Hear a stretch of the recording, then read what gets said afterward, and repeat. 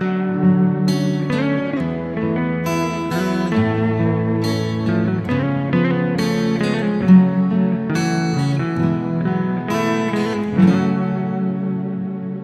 ងកកក្រឹមក្រហឹមគំរាមដួងចិត្តមេឃខ្មៅងងឹតរុនទាំងពូជ្រែកវេហាទីទួលទឹកលិចទួលអនុសាដានផ្លូវធ្លាប់ទៅសាលាម្ចាំងចិន្តាចាំទេ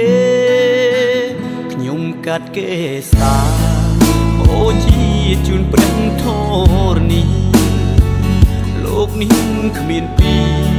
ជីវីប្រគល់ជូនថ្លៃមេឃធំភ្នំខ្ពស់ជួយជាសាស្រីនាងតារក្សាដើមជ្រៃបនទុនស្រីឲ្យនាងយល់ចិត្តទឹកភ្លៀងហូរលីងនឹងទឹកភ្នែកឲ្យខ្ញុំស្រណោះមុនពេក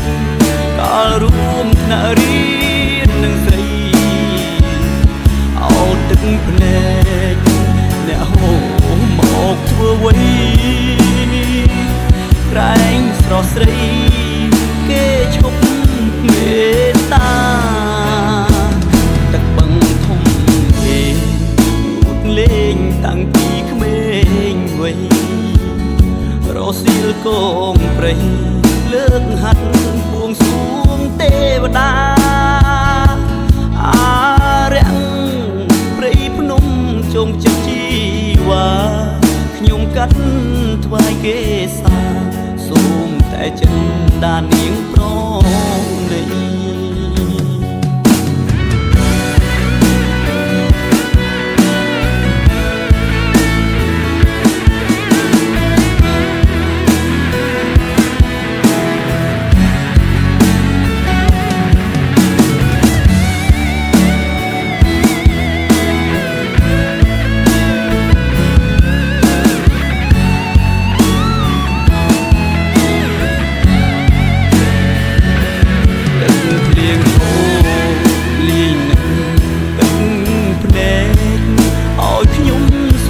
មុនពេក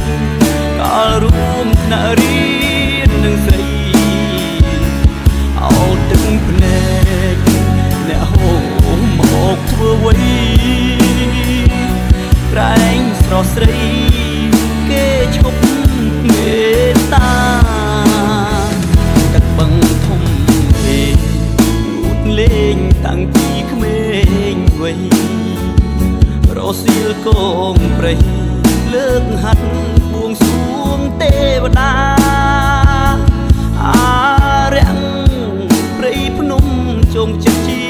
វ៉ាខ្ញុំកាត់ថ្វាយគេសា